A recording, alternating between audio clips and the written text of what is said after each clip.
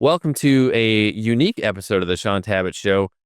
With my new book releasing in May, I am going to do a whole series of episodes where I let some of my author friends hijack the podcast and we'll turn the tables, flip the microphones around, and they're actually going to interview me about my new book.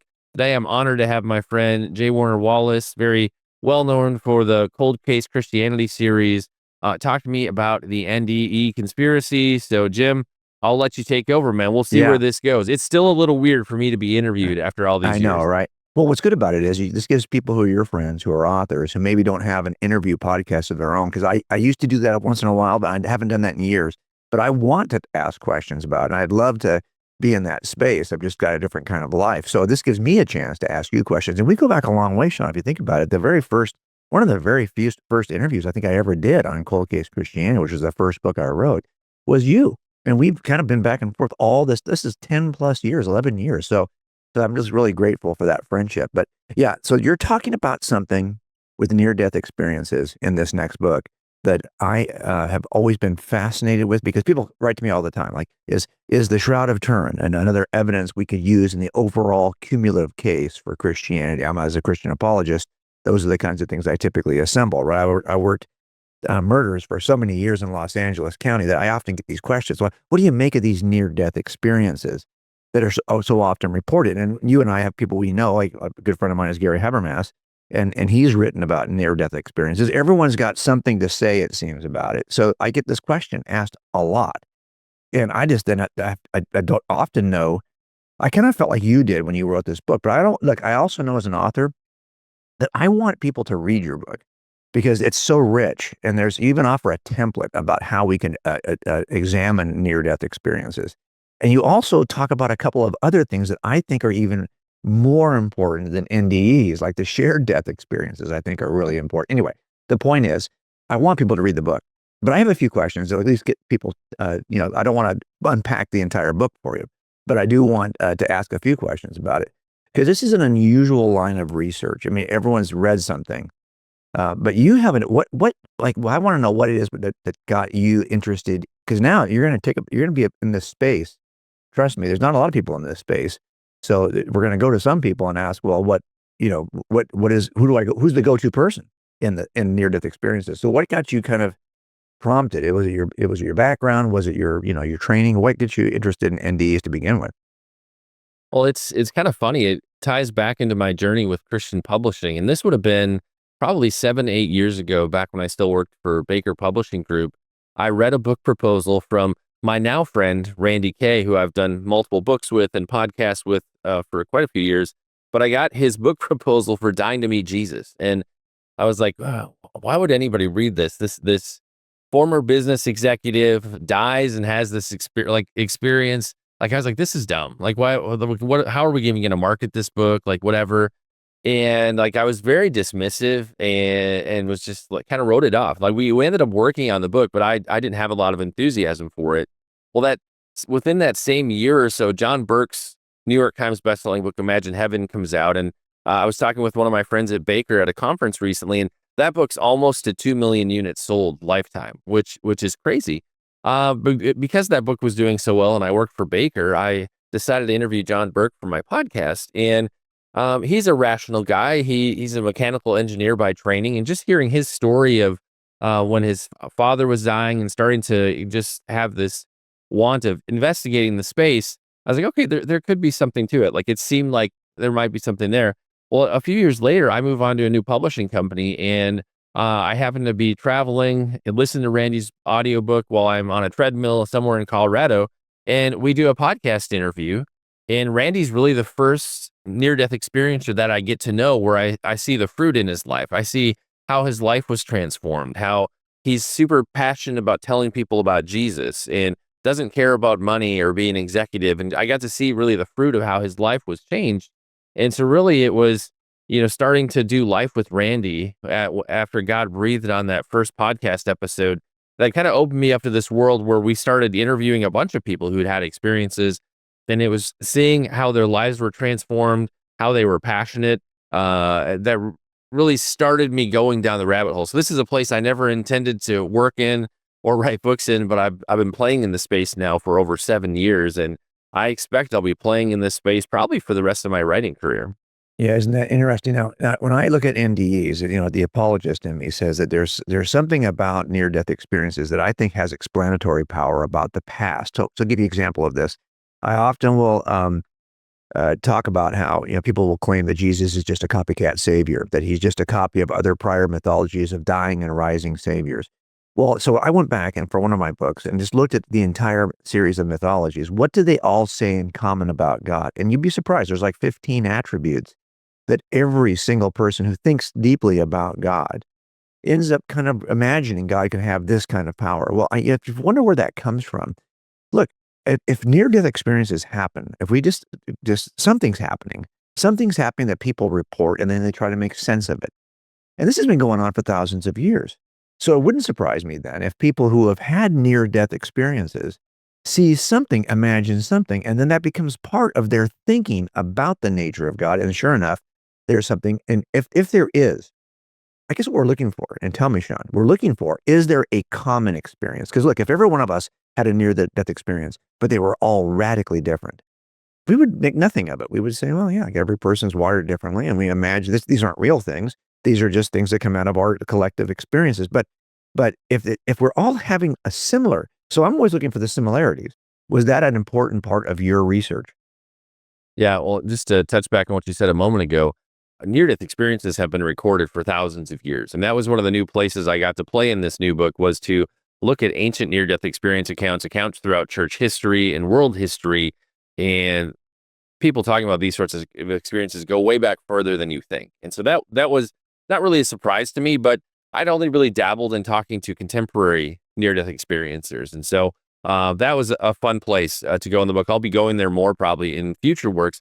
But in terms of like a structure or a framework, if you will, there's actually a very, very much a rhythm to these experiences. You'll find, if you listen to or watch people sharing a testimony of this kind of an experience, most of them, they have some kind of a catastrophic event that ushers them at or near death. They'll have an out of body experience. They'll reach some kind of a threshold. Sometimes it's kind of like a weird liminal space, sort of I say hell's to the left and heaven's to the right to give it a little bit of a political bent. Sometimes they'll come to like what looks like the gates leading into heaven. They'll encounter what we would refer to in the NDE space as a welcoming committee. So, previously deceased loved ones, their grandparents, parents, friends, family, whatever.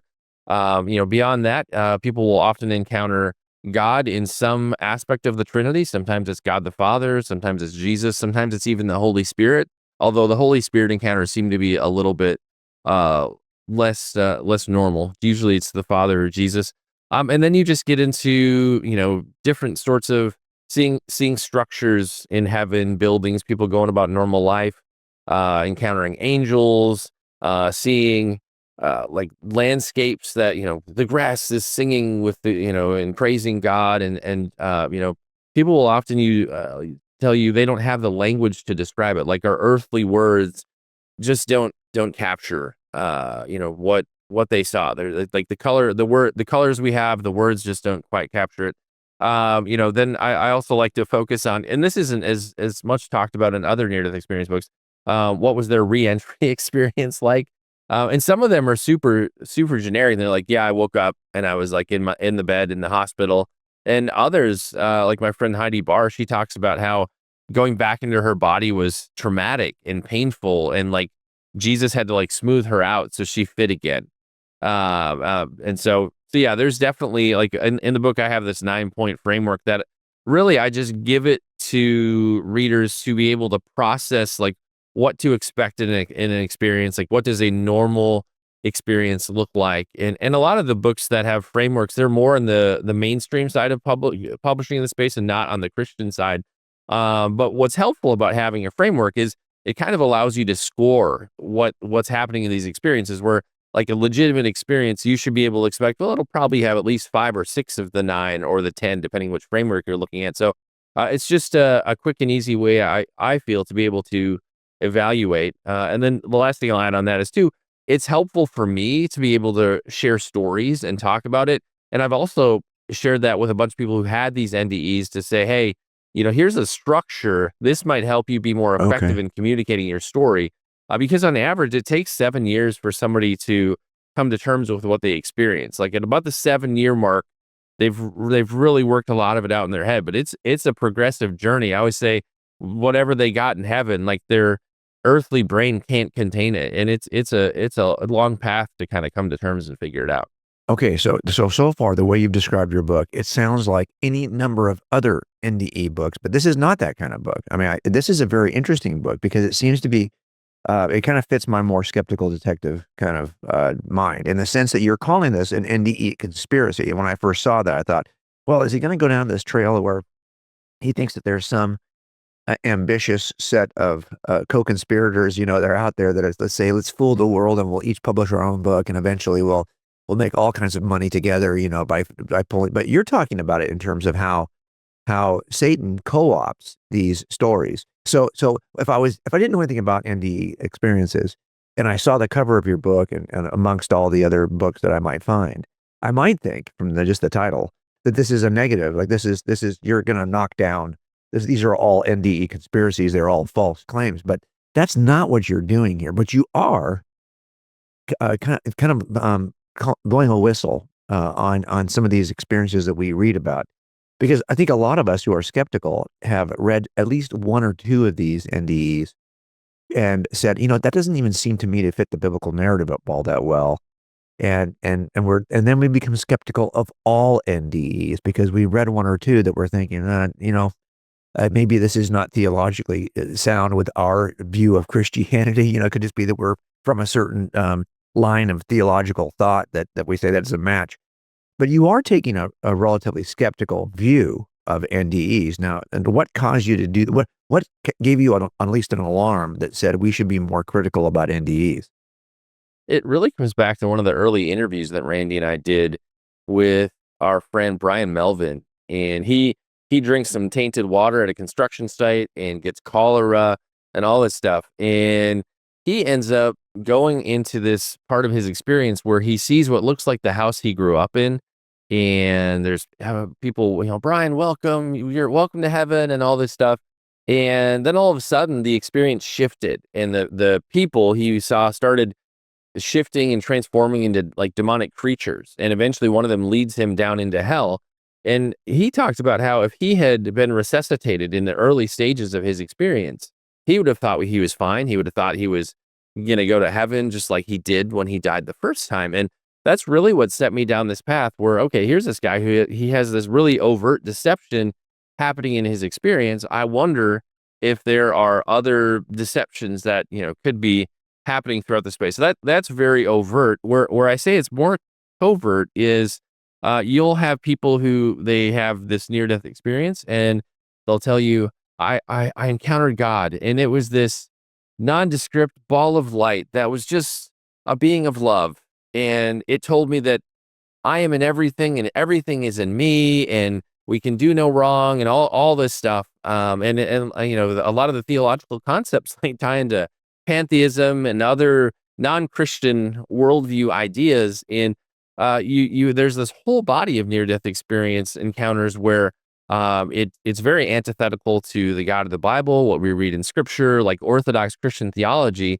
And one of the interesting challenges in this space is these people who are heaven experiencers, hell experiences, people have a tendency to want to turn them into like their gurus and their go-to person.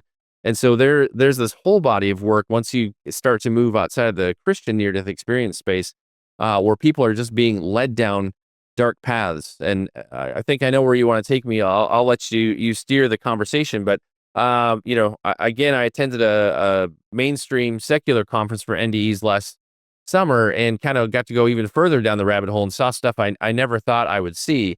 But once I got out of, we weren't in Kansas anymore. How's that? That's how it felt going to that place. It's so interesting because there's a couple ways to interpret it, right? So for me, I'm going to ask you how you decided to interpret that, because that's one of the things that's always kept me really kind of at arm's distance, right? My sense of it would be that if this is an eyewitness report, in other words, people die and they see something and they report back. Well, I'm always looking for a couple of things. Number one, do they see something that is surprising yet uniform? So in other words, If we had 20 people who experienced a near-death experience, and they all see things that are part of their culture growing up, they know enough about the Bible, they have certain consonants they all repeat, but they each see something that's unexpected that I can say, well, look, there's this unexpected thing that they all see that would at least tell me that they're apparently seeing something that's the same. And then I wondered, okay, so would we also see these near-death experiences where it's really has nothing to do with Christianity? And we just kind of wonder, is it everyone just raised in their worldview who has some notion of what death is going to be like that's predictive, and then they experience death and they kind of insert this unconsciously into their experiences. But another way of looking at this, and you're taking the perspective in your book that these are actually deceptions on the part of Satan to confuse us, to draw us away from the real thing. I always saw them and wondered, well, are these just people who realize that there's a cash cow over there? If I can become the guy who died and came back. So I always wonder, well, what percentage of these are just flat lies that people tell because it puts them like if there's no reward, like you saw with Randy, like you're like, okay, so he's having this experience and what's in it for him? Like what really changes for him, especially when we end up adopting a life then of a more sacrificial life of humility as a Christian who's now devoted to the cause of Christ rather than the cause of Jim. Well, that would, I think, be like unexpected, right? This is what it does. It causes you to surrender more, not to gain more. But there is an industry out there also of people who are gaining more from this kind of status. So I always saw it as human deception.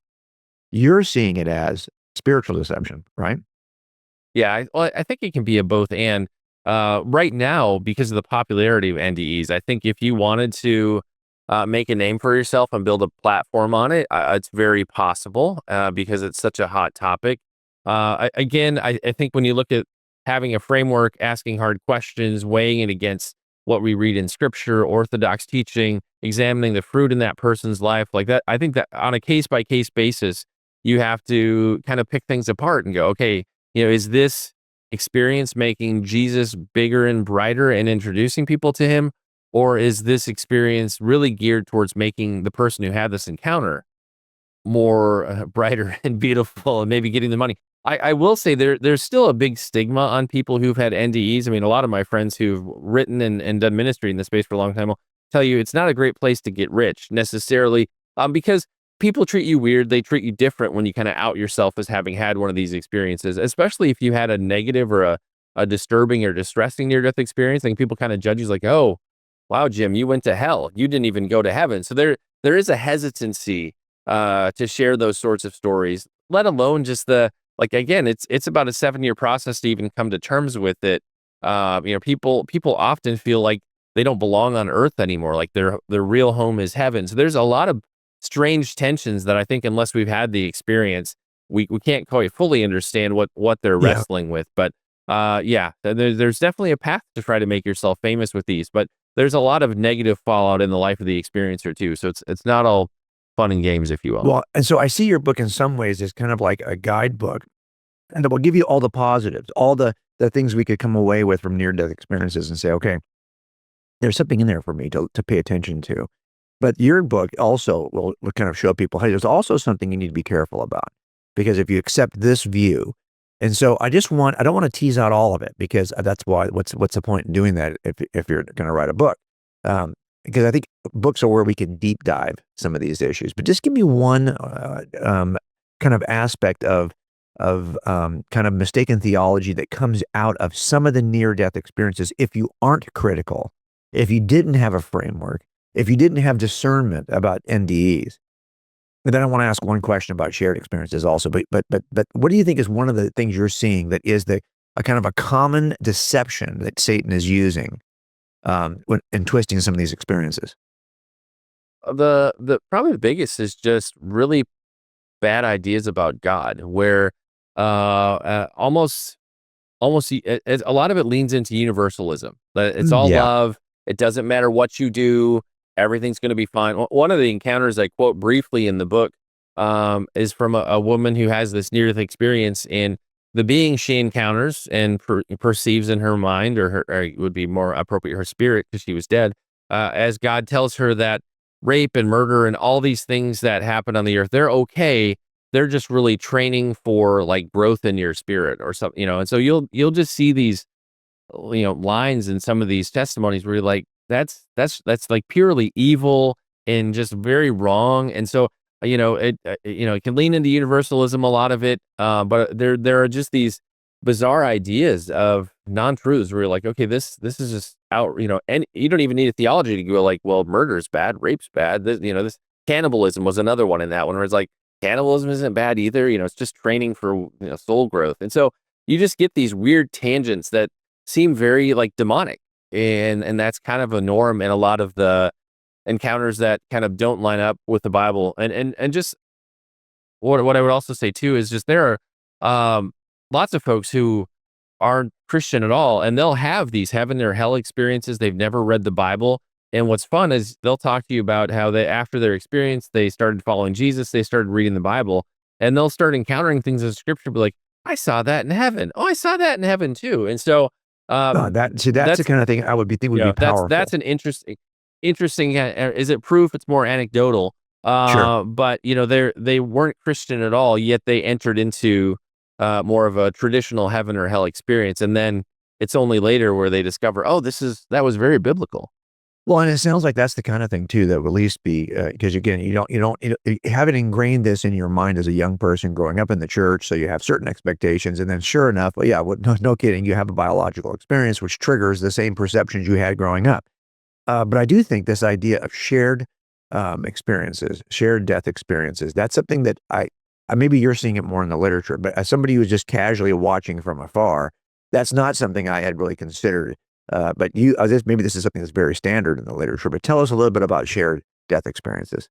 Why do they So matter? yeah, so Dr. Raymond Moody is kind of the father of the near-death experience space, at least in the last 50 years. So back in the day, his book, like Life After Life, that's where he coins the phrase near-death experiences. His most recent book talks about shared death experiences, and he's in his 80s now, so he's not going to be continuing this research. But he really sees this as the future, in the sense that this is the only aspect of a near-death experience where you can have a third-party verifiable circumstance. And so Moody gives 7 different aspects of that. I only cover 3 of them in my book. One of them is the circumstance where during a person's out of body experience, they see what's happening in the ER, the operating room, the waiting room. And when they come back, they're able to tell the doctor or their family member, like, verbatim conversations that were had. They're able to describe the tools that were being used during the procedures that were being done on them. And, this is in circumstances where they're completely out or maybe even dead. And yet somehow they're in their spirit body, they're able to see these things. And so that's probably the best, like, third party verifiable situation where I think we could do a lot more research in this space just to get at the like veracity and how valid some of these experiences are. Another aspect of this that can be interesting would be in dreams and visions. It's very common for a loved one to, while their loved one is dying, maybe in a different state or across the world, to either encounter their loved one to come say goodbye, like in almost an open vision or in a dream. My friend Heidi Barr, who oddly herself is a near death experiencer, when she was 16, her horse fell across her chest and she died.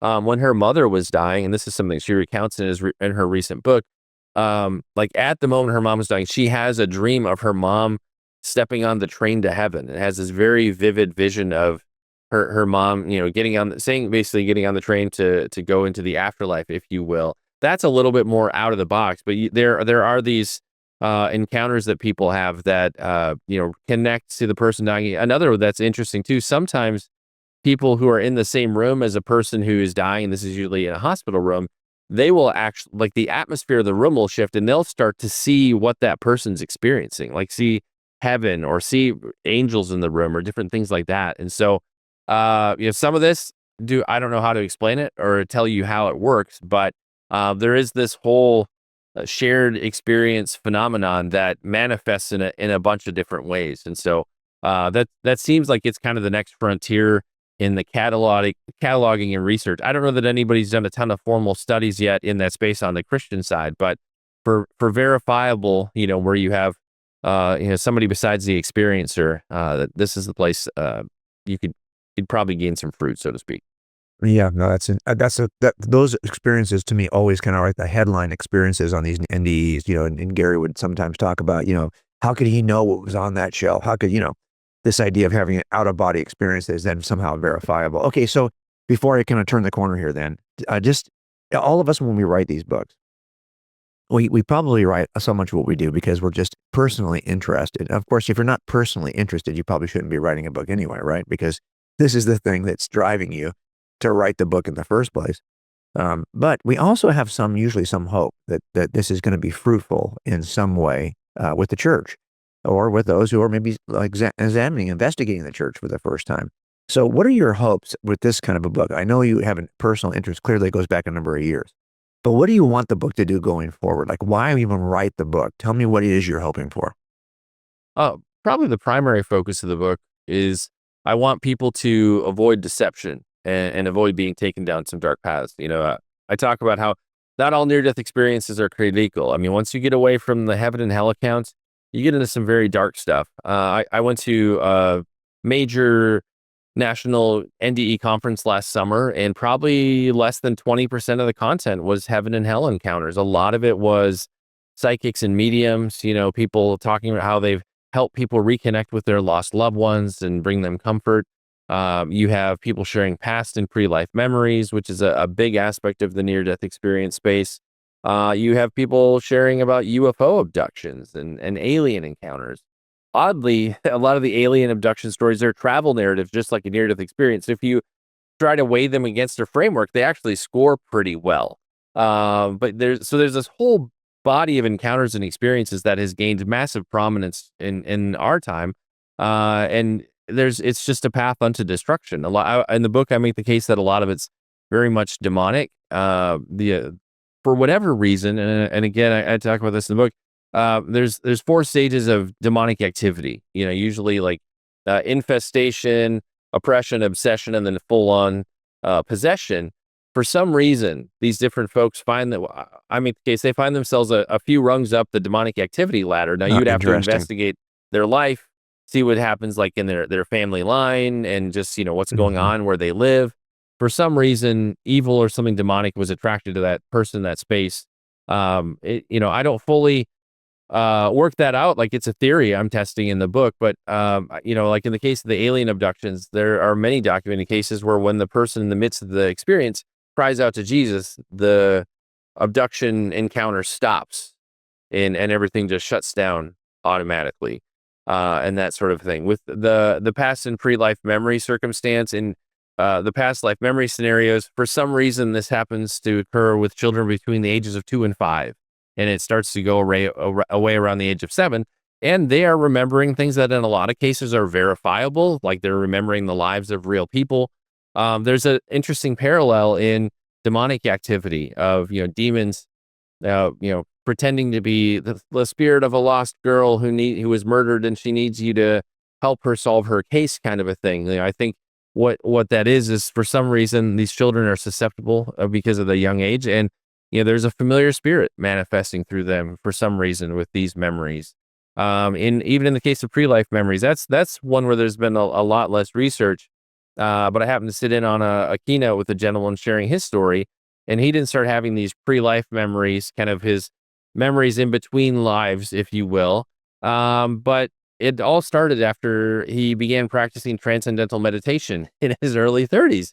And then all of a sudden he started having these pre-life memories. Well, you talk to anybody who's come out of kind of the new age space and been into TDM. TDM is a great way to get yourself filled with demons and that sort of a thing. So I feel like there's a real demonic, deceptive bent into some of these ditches and pitfalls that I feel like with Satan's pushing and prompting have become a mainstay in the near-death experience space. And so a big focus of the book is just to equip people so they're not led into error. On the other hand, I do want people to be able to glean the fruit that is available in these experiences, because people are very much attracted to this space because they've lost a loved one and they're looking for hope that, their person is fine and in heaven and on the other side. And so, I don't want the dark side to steal away all that hope. Yet, Randy and I through the years have heard so many testimonies of people who, they actually started following Jesus because they listened to one of these encounters, they got healed in the midst of an interview for some reason, or they've just been in a dark place spiritually and they started praying after watching one of these conversations. So God moves on these encounters and these experiences, and even just sharing the stories in ways that we never expected that he would. And so, I don't want Satan to steal kind of the joy and the fruit that's available to people here. But again, there are very dark paths, and it can be very tempting to, go to the psychic or the medium or that kind of a thing to try to reconnect with a lost loved one. Yet it's very clear in Scripture that that is a forbidden path, and it's a path unto destruction. And so, really, just trying to expose people to the dark side of this space, which a lot of other writers have not done, especially on the Christian side of the NDE conversation. Yeah, what I like about your book is that, the skeptic in me always saw it as a kind of a polar extremes, right? This is either from God or it's a deception of man, right? So every time there was something that was sideways on one of these explanations, I would just kind of pose it. It falls into all that other stuff you see at these secular conferences involving mediums. It's because often when we would work in law enforcement, where we have psychics in our city, and they have to be licensed as business owners. Isn't that interesting? And they have to go through a licensing process at the police department to become a psychic in a city. And I thought that was, so I would interview some of these folks as they were getting ready to be licensed. And I used to think, okay, so to me, I always saw it as there is some truth that's from God. There is a bunch of lies from humans, and we have to discern between the two. But what's great about your book is that it's really suggesting that these lies may not be from humans. These lies are from another spiritual side of the equation, which I, as a person who was raised as a non-believer, my first go-to is, oh, they're just lying. Not that they're having a spiritual experience that's deceptive. No, they're just being deceptive and creating things that don't exist. So what I love about your book is it kind of opens my mind to which is really a biblical framework, that there will be spiritual deception. We know it's coming. And it's going to appear in every aspect of our lives, including these NDEs. So why would you be surprised, right? So this book, I think, is really, I commend it to people who are if you're going to read something on NDEs, I think you have to read it with this book, because this book's going to help you have a template, a framework to be able to not be just sucked into especially the popular published versions of NDEs that eventually become movies. Those versions of NDEs are the ones that may not have any foundation. They're not being written by theologians for sure. They're not even being tested. So I think that this is a good book to have as kind of your guidebook through that NDE process. So this is a great book, and I'm glad you wrote it. And I know that with Randy too, you've got somebody there who you trust, who's a co-voice. And it's interesting when you write with somebody long enough that you kind of develop a common voice, a unique voice as a pair. And so I'm glad that I know you've done a couple other books with Randy as well. So this is good that you're doing this one as well. Yeah, Randy was kind enough to write the introduction for this one, and for us, like this is something we've talked about. Somebody needing to write this book for like the past 5 years, just because as we went down the rabbit hole naively, we didn't understand the darkness we were going to encounter, and so I was glad to finally have the opportunity to address that. And I think at the end of the day, again, I want people to encounter Jesus. I want people to grow in their faith, and in anything, as we try to discern what we take in, what we let impact us and affect us, we need to be discerning. And the near-death experience space is no different. Like we really need to know how to enjoy the meat but spit out the bones, just like anything else that could be good but also may have some bad spaces that we could fall into, so to speak. I'll make it easy. You want to find out more about the book, head over to ndeconspiracy.com. I have links there where you can pre-order it. If you'd like to have me on your podcast, I'm glad to do an interview. You can request that there. Heck, you want to have me come speak at a conference, it's all linked up for you right there. Head on over to ndeconspiracy.com and you can find out more about the book. Excellent. Well, thanks, Randy. I really appreciate the fact that Randy's also just writing the form. Sometimes when I've written only one book where I co-authored it, and then there's always this kind of like, do you ever find yourself compromising something you wanted to do? It wasn't my case for me, but I'm just glad that, when you actually know what you're going to write in a book and that's limited to that one piece, well, then you have the freedom to actually explore your ideas more deeply. So yes, that's a great NDE conspiracy.com. That was, I think, a great opportunity for people to get some discernment in a space that really right now doesn't feel like it has a lot of discernment. So I would commend everyone to go and take a look at that book as well. Good job. All right. Thanks so much, Jim. I appreciate the interview. Yeah, for sure.